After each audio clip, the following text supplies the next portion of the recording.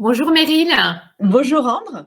Eh bien, écoute, ravie de t'accueillir aujourd'hui sur ma chaîne. Donc, toi, tu es thérapeute psychocorporelle depuis plus de 10 ans. Tu as été formée, si je dis pas d'erreur, à l'Institut Bio... Bio-neuro-émotion, en fait, traduit en français, mais c'est en Espagne. en Espagne. Ok. Donc, du coup, tu as pratiqué à l'international. Tu as Mhm. participé, tu as animé à de nombreuses conférences, des ateliers. Est-ce que tu pourrais te présenter à nos auditeurs pour donner les grandes lignes de ton parcours et puis nous expliquer où tu es installé, du coup, maintenant, actuellement? Bien sûr. Alors, effectivement, j'ai commencé mon parcours est un peu atypique, effectivement, parce que je vivais à l'étranger. J'ai, on va dire, étudié à mon compte la psychologie pendant 20 ans en autodidacte. J'ai Ouais. fait un travail sur moi et j'ai été suivie pendant très longtemps également. J'ai vu tout type de thérapeutes pour ma recherche personnelle sur Mm. moi-même. Mm. Et ensuite, j'ai été formée effectivement à l'Institut de Bioneuroemoción, comme on dit en espagnol, qui se trouve à côté de Barcelone. J'ai été formée en hypnose, en EFT, ensuite un peu de MDR également, et puis bon, surtout toutes les bases de la psychogénéalogie, des codages biologiques, d'où le terme de corporel, Ouais. parce qu'effectivement, l'origine d'un symptôme physique, Ouais. l'origine de la psyché, l'origine psychologique. Donc voilà, j'ai Un fouillé panel. de tous les côtés parce que c'est ma passion. J'ai travaillé en Espagne, j'ai travaillé en Thaïlande parce que je vivais à Bangkok, donc surtout avec une communauté expatriée. Et je me suis installée à Paris depuis 8 ans et demi maintenant. D'accord. Là, mon cabinet aujourd'hui se trouve à Levallois-Perret, mais je vais déménager dans le 18e d'ici 3-4 mois. Donc voilà. D'accord. Moi, tu es un électron libre. Je bouge beaucoup, j'aime bien bouger, je suis curieuse. Ok. Ça nous fait un autre point commun. Alors, tu compares ton métier, en fait, à celui d'un détective. J'ai Oui. adoré ta façon de structurer ton livre, hein, puisqu'aujourd'hui, ce qui m'amène à t'interviewer, c'est ton superbe livre, Le jeu des miroirs. Donc, en fait, c'est une immense enquête vers la quête de soi. C'est un sujet qui, évidemment, nous réunit tous. Moi, je résume souvent, tu sais, notre travail en tant que thérapeute a reconstitué un pulse, qui est un petit peu la même image, hein, la même métaphore. Exactement, c'est ça. Alors, dans ton ouvrage, il est atypique aussi, hein, puisque est super original. Il est surtout très agréable à lire dans ses couleurs, sa structure. En fait, tu le présentes, hein, pour nos auditeurs avec une introduction où tu expliques le principe du jeu, Voilà. l'objectif du jeu, le matériel à notre disposition avec des chapitres qui sont des règles, avec des leçons à retenir comme outil pour voyager avec plus d'autonomie, j'irais même en toute autonomie. Donc, on sent vraiment que tu as bossé sur toi, évidemment, et que tu as envie d'offrir, il y a cette générosité d'offrir aux autres des pistes de réflexion pour voyager plus léger dans cet immense jeu de la vie, quoi. Donc, moi, ce qui m'a intéressée, parce que j'ai aimé la structure avec la construction du soi, notre interaction avec le monde extérieur, les différents miroirs, et puis tu donnes 8 bagages, hein, je vais pas spolier de bouquin, je laisse le mystère, mais pour voyager plus léger, comment c'était venu l'idée de structurer ce livre comme ça, de manière aussi originale? Alors, la première chose, c'est que c'est vrai que je ne suis pas romancière, on va dire que ce n'est pas mon métier. Et puis, quelqu'un jour, j'avais très envie de transmettre cet outil que tout le monde peut utiliser voilà, en s'entraînant et que je trouve très ludique, qui est donc la projection, le miroir. Ouais. Et puis moi, je suis très joueuse. J'adore jouer, comme je dis dans l'introduction. J'aimais les Agatha Christie, les Cluedo, les jeux de piste, ces genres de choses. Donc voilà, j'ai mis un peu de moi dans ce livre. Et je me suis dit, mais finalement, la projection, c'est quelque chose qui est presque un jeu. Tu as parlé de Pulse. Je dis souvent en séance, je vais prendre des pièces de Pulse pour former la photo. Ouais. Donc c'est ça, c'est un peu la même chose. Donc là, c'est vraiment les pièces, les pistes, pour pouvoir donner aux personnes, si elles le souhaitent, cet outil que je trouve extrêmement simple, extrêmement ludique quand on l'a compris, pour pouvoir travailler sur soi au quotidien, c'est-à-dire sans attendre des crises importantes. Ouais. Voilà, une petite contrariété, une dispute avec mon conjoint, voilà, n'importe quel petit détail qui a eu un impact émotionnel qui nous arrive tous les jours, Ouais. mieux comprendre ce que ça m'apprend sur moi, ça résonne. Ouais. Voilà, donc j'avais vraiment envie de transmettre, c'était ça le D'accord. but. Ce livre a pris beaucoup de temps, il a mûri parce que j'ai mûri aussi, il fallait que voilà. mais j'avais envie d'en faire un outil drôle, simple, et que le développement personnel, alors on va toucher des choses douloureuses, on va toucher des choses qui sont enfouies, et si elles sont enfouies, c'est que on n'a pas très envie toujours de les ressortir, mais au moins que ça soit agréable et drôle à faire. Eh ben, écoute, objectif atteint et il y a vraiment du bagage, il y a vraiment des réflexions. Dans l'introduction, tu touches à plein de choses, hein. Tu abordes déjà des notions qui touchent au cerveau, à la construction du cerveau. Tu parles du projet essence, que j'appelle souvent l'empreinte de naissance. Oui. Tu as abordé en introduction la psychogénéalogie parce qu'évidemment, on a des héritages et on porte les mémoires de nos ancêtres. Tu parles de la construction de l'ego, hein, vers 3 ans, qui va de pair avec cette fameuse persona, hein, les masques qui nous empêchent d'être nous-mêmes, pour mieux s'interroger sur les étiquettes qu'on nous a mis et qui nous collent à la peau parce qu'on en a fait des vérités et qui reviennent souvent sous forme de reproches. Alors, personnellement, comme je te dis, j'ai joué le jeu, hein, j'ai vraiment joué à répondre aux pistes de réflexion que tu proposes tout au long de ce livre.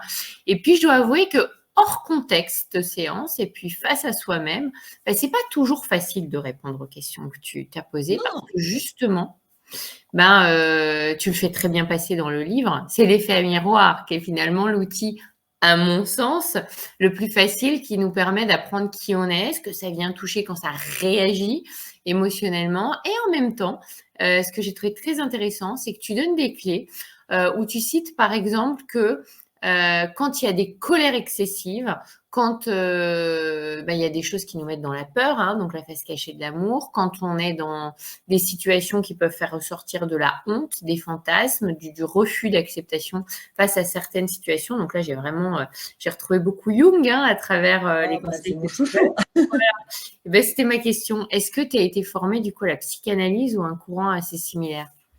Alors, la psychanalyse a été une pierre à l'édifice de là où on est aujourd'hui est fondamentale. Maintenant, ce que je trouve et que l'introduction du livre qui est plus théorique, elle explique, c'est qu'on a évolué depuis. Ouais. Je trouve, moi j'ai une particulière affection pour Jung parce que je trouve que c'était un précurseur justement de son époque, qui n'était pas du tout dans le courant psychanalytique de l'époque, il est actuel. Je veux dire, là sur le mur j'ai des phrases de lui et je trouve qu'il est toujours totalement actuel. Ouais. Donc c'est plus, voilà, Adler aussi a eu son rôle. Mais j'ai été formée en fait à l'Institut et puis dans ma formation autodidacte, parce que c'est ma passion depuis que j'ai 18 ans, on va dire. J'ai été formée à tout. J'ai été chercher partout en fait. D'accord. Pour en faire ce qui moi me parle le plus. Donc j'ai étudié un peu de Gestalt, un peu de PNL, un peu de psychologie ou psychanalyse jungienne, comme je disais, le décodage biologique, la psychogénéalogie, Anne Ancelin, etc. Donc en fait, j'ai été puisée un peu partout pour en faire quelque chose qui me ressemble. Voilà. Je pense que c'est important de s'approprier la psychologie. Aujourd'hui, on a énormément d'outils, c'est fantastique. Les recherches scientifiques ont extrêmement avancé. Donc, voilà, il n'y a pas que la psychanalyse, mais en tout cas, mon approche en séance n'est pas du tout psychanalytique et voire l'opposé. Et oui, parce que tu es plutôt dans la thérapie brève et on le sent en fait. Hein, et donner des outils pour que les gens soient vraiment en toute autonomie face à eux-mêmes, se disent je continue à avancer, j'ai pas forcément besoin d'aller tout le temps me mettre dans un travail thérapeutique, quoi. Mais en fait, justement, avec la projection et le miroir, on peut, avec des scènes de vie, c'est-à-dire qu'au lieu d'aller dans le global et d'y passer des années, on peut, avec des scènes de vie, avoir toute l'information. Alors, effectivement, il faut être un peu entraîné en détective, mais justement, en une séance qui dure 1h30, j'ai déjà les réponses vraiment à cette programmation inconsciente. Donc, en fait, ça va beaucoup plus vite. C'est vraiment ce que l'Institut travail, c'est qu'une séance peut être suffisante pour en tout cas identifier. Après, bon, il y a l'ego qui vient interférer, il y a d'autres choses qui se rajoutent là-dessus, mais au moins identifier le pourquoi inconscient de situations qui nous arrivent. Tout à fait. Alors, avant d'aborder l'inconscient, on va y venir évidemment, puisque c'est 90% de nos décisions, de nos programmations. Tu abordes le monde de la dualité. Donc là, j'ai retrouvé mon empreinte plutôt que j'affectionne beaucoup, quantique. Tu cites plusieurs lois quantiques dans ton livre. Aujourd'hui, ça rassure les plus cartésiens et ça nous permet d'avoir une compréhension je dirais beaucoup plus simple. Et notamment, tu dis que vouloir combattre une des polarités, ça va amener l'autre à s'intensifier. Alors, ce qu'on retrouve dans plein de situations, hein. Ce qui nous amène à rechercher tout le temps cette voie du milieu qu'on retrouve selon les courants comme la voie de l'équilibre. Toi, tu parles de loi de l'homéostasie. D'ailleurs, j'ai bien aimé celle-ci. Tu vois, je connaissais pas le terme. Est-ce que tu peux nous citer un exemple pour bien illustrer le principe des polarités et cette recherche permanente de la voie du milieu pour pouvoir se sentir le plus aligné finalement possible et qu'on retrouve dans toutes les religions d'ailleurs? Oui. Si je prends un exemple assez courant, on va dire, imaginons que j'ai eu des parents très immatures dans leur construction, leur enfance, et donc avec une grande irresponsabilité dans leur rôle de parents. Je vais en souffrir et je vais condamner leur irresponsabilité, inconsciemment bien sûr, mais je vais aussi condamner cette irresponsabilité chez moi. Et donc, je réprime le concept d'irresponsabilité et je vais, comme une balance, me polariser sur l'excès de responsabilité.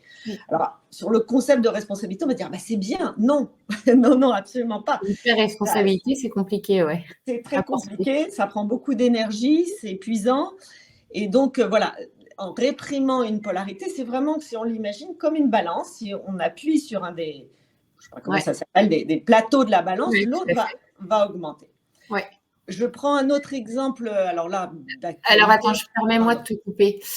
Ou inversement, tu es d'accord que si on réagit face à des parents comme ça, on peut aussi faire la polarité de se dire je fais l'opposé. C'est soit je reproduis, soit je fais l'opposé. Absolument. Comme je dis, ou on répare, ou on répète. Ouais. Mais quand on répare, on finit par répéter. C'est ça. Voilà. Donc, la répétition est inévitable quelque part. Ouais. Mais effectivement, parce que si je reprends l'exemple de l'irresponsabilité, je condamne l'irresponsabilité de mes parents et la mienne. Je vais me positionner en hyper-responsabilité. Mais finalement, en étant très responsable pour le monde extérieur, je suis très irresponsable vis-à-vis de moi-même. Donc, en voulant réparer, je finis par répéter dans ma responsabilité à mes besoins personnels. Ok. Alors, comment, du coup, tu amènes les gens à prendre conscience de ce mécanisme de répétition dans un sens ou dans un autre pour les amener justement dans la voie du milieu? Déjà, il faut trouver de quelle répétition on parle. Donc, effectivement, comme je disais, en identifiant des scènes de stress, que j'appelle, pour parler d'une émotion désagréable de vie, juste en prenant une petite scène avec tous les détails factuels, je comprends très vite ce qui a été réprimé, donc ce qu'on appelle l'ombre, hein, mais je le renomme dans le livre, et comprendre que réintégrer cette partie de soi pour retrouver cet équilibre. Et comme je dis aussi, je crois, dans le livre, je dis souvent une phrase, il faut pardonner ou faire la paix avec nos parents, pas pour, comme on l'entend, bien s'entendre avec eux. On peut pardonner, ne plus les voir. Hein. Ouais. Mais pardonner pour justement réhabiliter cette polarité. Réhabiliter donc mon moi, si je reprends l'exemple, irresponsable. Et là, je suis beaucoup plus adaptée à toutes les situations parce que je n'ai pas besoin d'être qu'une moi responsable, je peux être moi aussi irresponsable et pouvoir trouver un équilibre et surtout plus m'aimer parce que finalement, c'est aimer toutes les parties de soi. Tout à fait. Et effectivement, comme tu le dis justement, pardonner, on n'est pas obligé de restaurer la relation, mais tant qu'on est dans la colère ou la tristesse ou la frustration, c'est à soi qu'on fait du mal finalement. Absolument, exactement. La part qu'on a donnée à l'autre, quoi. Oui, ça j'ai beaucoup aimé la partie sur le pardon, effectivement. Alors, si j'arrive au cœur du sujet, hein, le jeu de miroir, je remontre bien le livre, le jeu JE. Donc, c'est ma projection dans le monde extérieur. Partons du principe, et je reprends une loi quantique, hein, que l'on rencontre ce que l'on vibre ou que l'on rencontre ce que l'on attire. Hein. Jung, il disait, je remercie d'avoir des gens autour de moi pour me montrer qui je suis. Oui, mais alors, sur le mur. Quand ça réagit en nous, tu vois, excessivement avec des émotions, on va les nommer à l'occidental comme de la colère, du rejet, du dégoût, c'est souvent parce que l'autre, c'est nous dans notre polarité complémentaire. Hein. Exactement. Du coup, tu donnes plein de clés de compréhension en expliquant qu'il y a plusieurs manières d'observer ces projections. Parmi elles, tu expliques que les accusations qu'on reçoit sont souvent le reflet de nos propres culpabilités. C'est une notion que tu soulignes à plusieurs reprises, je crois 2 reprises dans ton bouquin. Est-ce que tu peux donner, parce que j'ai trouvé ça hyper intéressant, un exemple concret, par exemple, un autre exemple comme celui que tu viens de donner, pour bien que les auditeurs comprennent ce principe-là qui est une sacrée clé? Alors, tu as un exemple sur les accusations ou un exemple sur la polarité inverse? Et ben, en fait, d'accusation qui réagit et qui fait que ça vient Parce raconter que chez nous une culpabilité qu'on porte encore. d'accord. J'ai un exemple, je prends un exemple personnel qui, Avec plaisir. je te l'annonce, ça apparaîtra dans le prochain ouvrage Génial. qui est déjà en En dans la préparation. machine, on va dire. Un exemple personnel, c'était on m'accusait souvent, d'être, trop indépendante ou trop égoïste ou de penser, voilà, d'être plus centrée sur moi, de m'occuper, voilà, indépendante dans le sens, accusation ou égoïste. Et surtout dans mes relations affectives. D'accord. Et voilà, une accusation. Et j'ai compris qu'en fait, j'avais un diktat de ma maman, inconscient bien sûr, dans mon projet sens, projet gestationnel, qui était d'être là pour mon père. D'accord. Et Ouais. donc, en fait, moi, j'étais inconsciemment contre cette fonction qu'elle m'avait transmise, d'être là pour lui, de prendre soin de lui, d'être presque son couple. Et donc, je prenais ce que j'appelle un comportement compensatoire, mon autonomie, mon indépendance. Je suis libre des hommes, même si j'ai toujours été en couple, mais voilà, je prenais ça dans un comportement compensatoire, sans m'en rendre compte qui allait pour aller à l'encontre de ce diktat maternel. Mais évidemment, j'étais en faute par rapport à la loi Eh maternelle oui. de ne pas prendre soin d'eux, de ne pas être là pour eux, de ne pas m'occuper d'eux.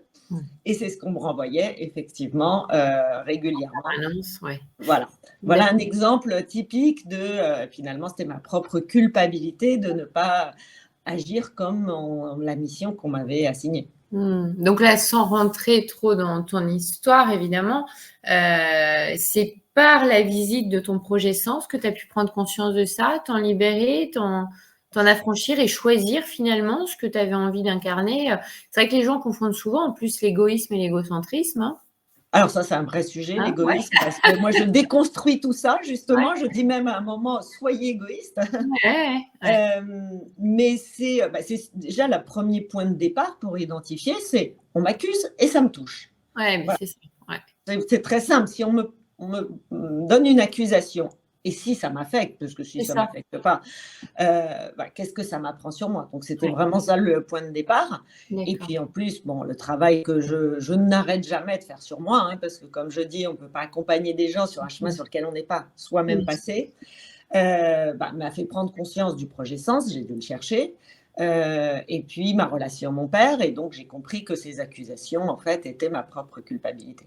Mais en fait, sans aller chercher toute notre histoire, si on me donne une accusation, c'est que je porte cette culpabilité. Mmh. Et donc, l'autre n'est plus le bourreau qui vient me faire du mal, mais devient le maître qui me montre des culpabilités qu'il faut que dont je dois me Tout libérer. Ouais, ouais. Merci Meryl. Alors dans le prolongement, hein, de cet exemple qui est hyper intéressant avec le couple, dans le prolongement du sacrifice aussi, hein, où souvent, bah, ça peut nous mettre dans le sacrifice, tu dis quelque chose qui est très beau et je te cite: «C'est s'unir à la souffrance de l'autre, c'est l'empathie de l'ego. Que la véritable empathie, c'est de savoir être avec celui ou celle qui souffre sans souffrir avec». Et tu dis: «Si nous souffrons pour l'autre, notre attention se centre sur notre souffrance et s'éloigne de l'autre. En plus, en sentant notre souffrance, l'autre risque de culpabiliser, de nous faire de la peine». J'ai trouvé ça très, très fort, surtout pour les thérapeutes, parce qu'au début, hein, quand tout le de toute façon, le travail, il est jamais complètement déblayé, hein, c'est le travail d'une vie. Mais quand on a des proches particulièrement, qui souffrent, tu vois, autour de nous, je crois que c'est aussi la raison pour laquelle éthiquement, c'est compliqué de travailler avec des proches et voilà, après chacun sa façon de faire en tant que thérapeute et sa politique. Mais est-ce que, ça veut dire que si on souffre aussi, c'est qu'on s'identifie nécessairement à l'autre en projection de ce qui pourrait nous arriver? Tu vois, dans le cas d'une rupture, par exemple? Alors, pas nécessairement, on s'identifie que ça pourrait nous arriver, mais ça renvoie quelque chose à nous. Ouais, C'est évident, si on ouais, souffre. ouais. Je prends un exemple très simple, les mamans qui disent bah, je souffre avec mes enfants. Moi, j'ai des enfants, j'ai souffert avec mes enfants parce que je les aime, c'est normal. Alors, c'est Et ça que je déconstruis ah ouais, totalement. et ouais. C'est pas par amour qu'on souffre avec l'autre, c'est parce que ça nous renvoie notre culpabilité maternelle parce qu'on on croit que c'est notre faute, puisqu'on a une responsabilité, que l'enfant souffre. Donc finalement, ça nous renvoie de la culpabilité. Donc c'est pas une histoire c'est normal et parce qu'on aime. Non, non, c'est toujours quelque part quelque chose de très égoïste, mais je le dis sans jugement. Là, Bien sûr. le terme égoïste est nécessaire, mais centré sur soi. Donc ça peut être aussi, s'il y a quelqu'un de proche qui vient de se séparer, ça peut faire écho à notre propre séparation. Mais très souvent, c'est plus par culpabilité d'une forme de responsabilité qu'on souffre avec l'autre. OK. Ou une femme qui prend soin de sa mère et qui se sent responsable depuis très longtemps de sa mère, Mmh. bah, sa mère est en souffrance, elle va souffrir par culpabilité, en fait, et pas par amour. Oui, oui, Donc puis c'est ça qui est. je te dirais que derrière, je sens aussi la notion de plein pouvoir. Depuis tout petit, je crois que j'ai le pouvoir de faire, de rendre maman heureuse ou malheureuse, donc du coup, si Exactement. maman est malheureuse, c'est de ma faute, quoi. Exactement. Et c'est souvent ça l'empathie de l'ego, comme je Mmh. l'appelle. Et c'est important de comprendre que l'empathie, c'est pas ça du tout. Et comme tu dis, en tant que thérapeute, c'est vraiment être dans son bien-être pour pouvoir être dans l'écoute active et réellement accompagner l'autre. Si on n'est pas dans son propre bien-être, on n'est pas centré sur l'autre réellement. Bien sûr. Donc voilà, ramener et avec les enfants, c'est un exemple, je l'ai testé avec des enfants, c'est absolument extraordinaire quand on voit un enfant souffre et que soi-même, on lui laisse la responsabilité de sa souffrance et que nous, on ne la prend pas, bah, on est beaucoup plus apte à À l'aider et à l'accompagner, l'écouter et à l'autoriser à aller mal. tout à Parce que fait. justement, on parlait de De polarité, polarité, ouais, on nous a éduqués dès très jeunes, on a transmis sans le vouloir, qu'on n'avait pas le droit d'aller mal, c'est par ça, la culpabilité maternelle, justement. tout à fait, ouais. Et en fait, cette polarité de aller mal, alors c'est un mot très générique, mais être dans une souffrance, dans la tristesse, dans la colère, dans la peur, fait partie de l'humain et est naturel. Et finalement, de l'accepter et d'avoir cette empathie vis-à-vis de ça aide énormément à traverser ces situations émotionnelles. C'est le premier pas vers l'acceptation, ouais, clairement. Ah bah ça, c'est la clé. C'est la clé. Alors justement, je vais revenir sur, parce que tu l'abordes, l'importance en fait d'autoriser nos enfants à libérer leurs émotions, ce qui a été effectivement bien interdit, en tout cas, plus chez nos parents, nos grands-parents. Tu expliques que la plupart des mamans, elles ont tendance à se sentir justement coupables, responsables des souffrances de leurs enfants et tu précises et ça m'a j'ai trouvé ça hyper intéressant et tellement logique quand on a compris, la face cachée en fait des émotions, etc. Et puis le principe de la polarité. T'expliques que finalement, une maman surprotectrice, c'est la même face, c'est la même pièce, mais c'est la face opposée d'une maman qui ne protège pas du tout son enfant. Et Est-ce qui est que absente totalement, c'est ça? effectivement. Et je le dis parce qu'aujourd'hui, c'est beaucoup plus la tendance. Oui, Avant, on parle bon, d'enfant roi l'éducation des maintenant. enfants, voilà, l'enfant roi, etc.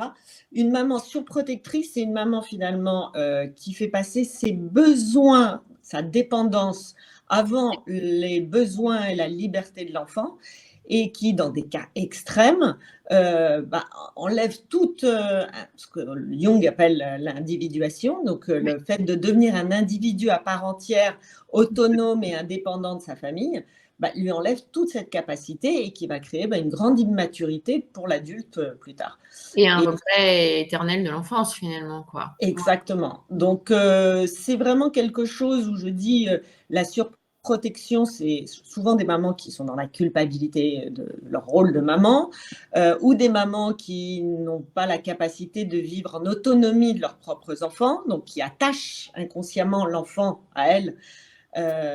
Et voilà, c'est souvent des mamans qui compensent avec dans leur rôle de mère, leur carence C'est ça, ce qu'elles n'ont individuelle. pas eu, quoi. Ouais, la carence Voilà. matricielle.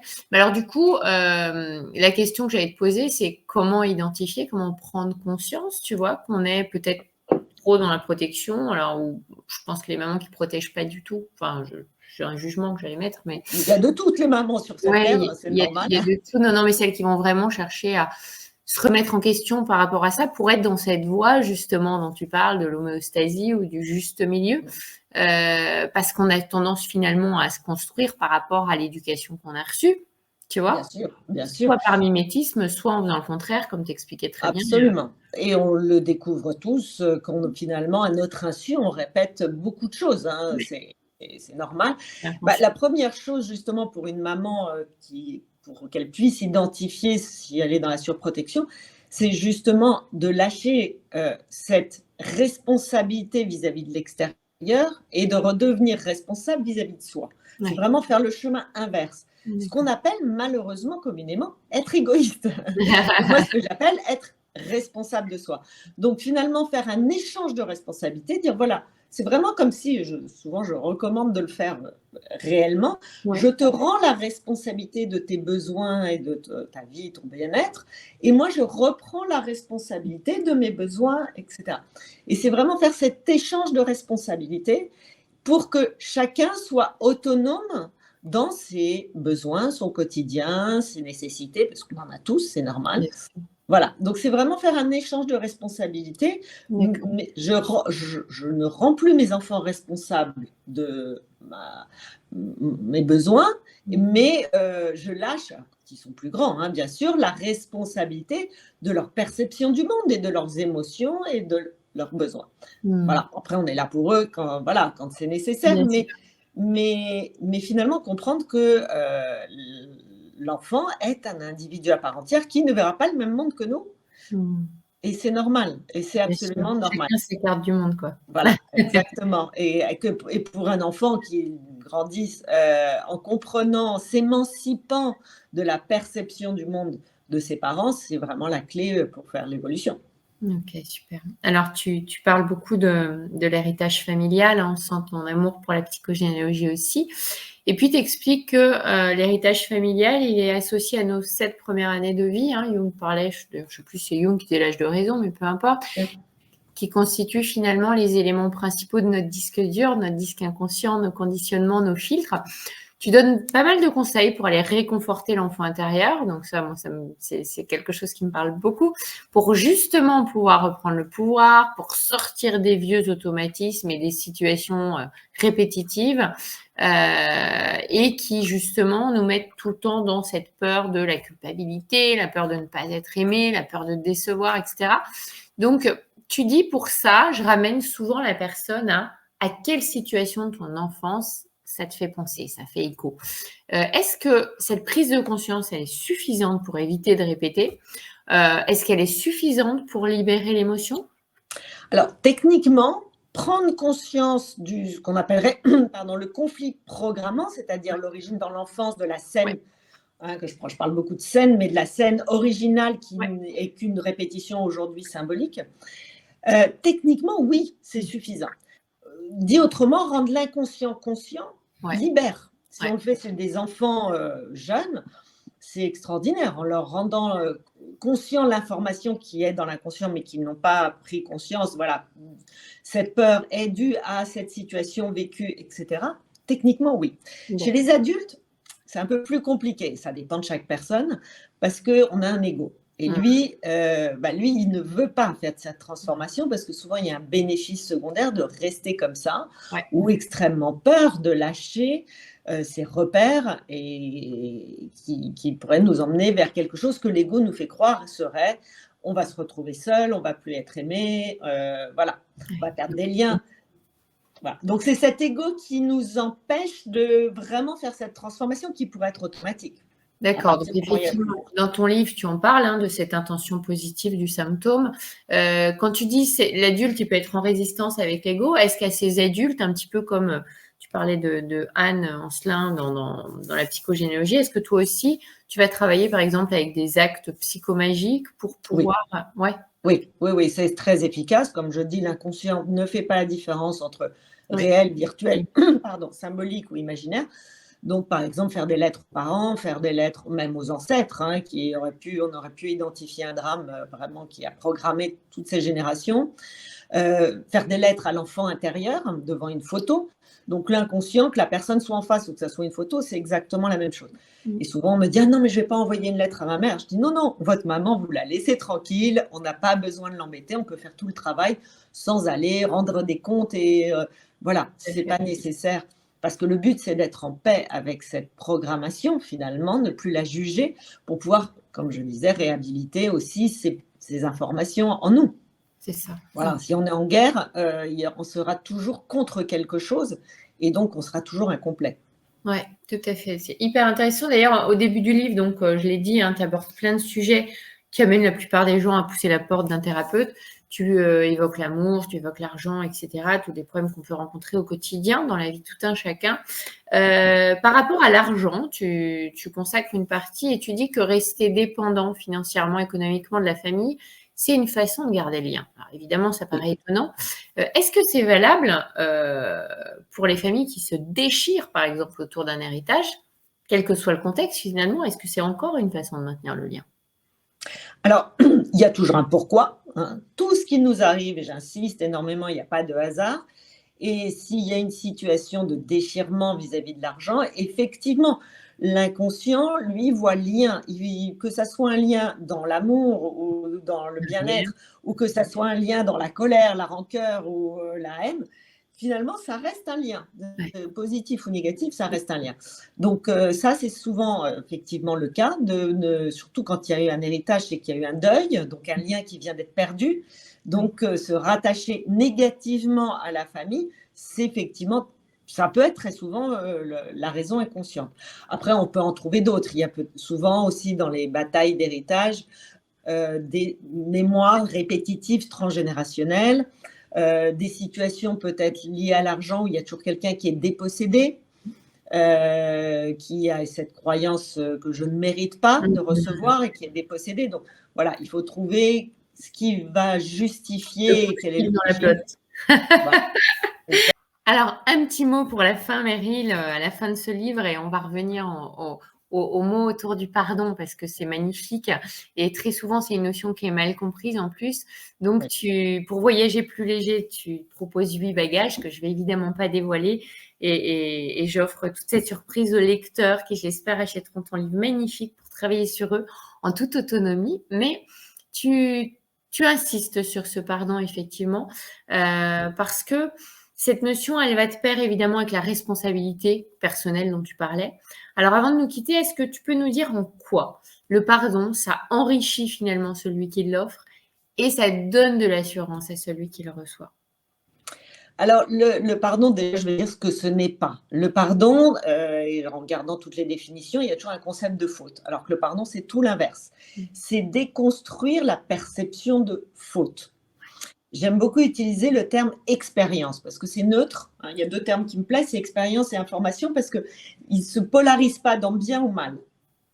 Et donc, c'est comprendre que l'expérience, donc plus la faute, mais l'expérience a un sens, que, comme je dis, la personne qui peut nous blesser est finalement notre maître, c'est-à-dire la personne qui a mis en lumière des informations inconscientes qui méritent d'être libérées.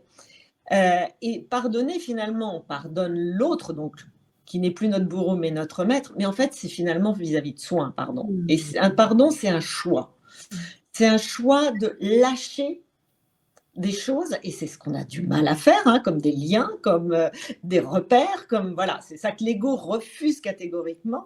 Mais finalement, c'est ça, c'est lâcher des, des informations qui nous font du mal, qui nous servent plus à rien, qui sont souvent obsolètes et plus d'actualité. Et c'est vraiment un lâcher. Je choisis de lâcher, déposer, de ne plus porter, hein, c'est comme un poids qu'on porterait, de ne plus porter ce poids. Et ça fait, c'est pas facile et ça fait très peur, hein. Voilà, tout le travail de connaissance de soi, je le reconnais, beaucoup de gens me disent mais j'ai peur, mais c'est absolument légitime d'avoir peur, mais c'est vraiment choisir de lâcher quelque chose qui ne nous fait pas du bien. Donc c'est finalement un acte d'amour énorme Bien C'est sûr. ça, prendre soin de soi. Mmh. On dit souvent prendre soin de soi, mais non, c'est pas aller se faire un massage, se reposer, faire une sieste ou prendre. Non, prendre soin de soi, c'est vraiment euh, accepter qui on est à chaque instant. Donc c'est la reconnaissance, mais aussi choisir de lâcher des choses qui nous font pas du bien. Lâcher le contrôle, lâcher des liens, lâcher des relations, lâcher des mémoires, lâcher, voilà. Donc c'est vraiment un choix en toute conscience de ne plus porter des choses qui nous sont toxiques ou douloureuses ou voilà. Et donc ça peut être vis-à-vis de l'autre de comprendre donc le maître, mais aussi surtout et vis-à-vis de soi de pouvoir voyager effectivement plus léger. C'est pour ça que c'est le dernier bagage en fait. Merci Meryl, c'était très intéressant, passionnant. Merci de nous avoir fait profiter de ton interview pour nous donner envie vraiment de découvrir ce livre qui est très très agréable, non seulement à lire, mais en plus c'est un livre d'introspection qui permet vraiment de se poser et de réfléchir à des questions qui sont pas évidentes à répondre, qu'on Non, a de temps tendance en à temps, on ne peut explorer. pas répondre soi-même, hein, d'où Ah ouais, on quand a même tendance à l'aide explorer. d'un thérapeute. C'est ça. Mais On moi, sent- j'ai de temps en temps pour moi-même, je joue tout le temps, évidemment, mais de temps en temps, je n'ai pas la réponse parce qu'on est aveugle et je ça. demande l'aide de quelqu'un. Aide-moi, je ne vois pas. C'est ça, on sent que c'est vraiment des questions générales qui se placent aussi dans un cabinet et ça permet de voir aussi la force du travail dans un cabinet. Voilà, on est Voilà. complémentaires. Est-ce que tu as un petit mot de la fin, une actu à partager? Tu as commencé à nous dire que tu avais un livre en préparation. Alors, effectivement, le prochain est en cours. Donc, ça sera là, c'est le jeu des miroirs, c'est vraiment, on va dire, la base où il y a une partie théorique, j'explique, j'aborde à peu près tout, tout. Le couple, la famille, l'enfant intérieur, l'argent, le travail, etc. Ouais. Et donc, le prochain sera le miroir, donc la projection, mais que pour le couple, parce que pour moi, c'est le plus utile, le plus passionnant. C'est vraiment quelqu'un qu'on a au quotidien et qui est, comme je dis, un thérapeute à la maison, un miroir fantastique de soi-même. Complètement. Donc là, le prochain arrivera que sur le couple. Eh Et ben, puis, génial. je suis en train de réfléchir au troisième, mais qui est plus compliqué, c'est sur la relation à soi-même, l'amour de l'enfant intérieur, l'amour de soi. Et là, il faudra déconstruire beaucoup de croyances sur l'égoïsme, le narcissisme, et pour Donc là, on pouvoir sera plus aider. sur l'individuation après la construction de l'ego Voilà, et voilà. Mais je vois que les barrières et les croyances collectives d'égoïsme, d'égocentrisme ou de narcissisme nous empêchent à reconnecter avec soi. Mais ça sera on y pour revient. le troisième.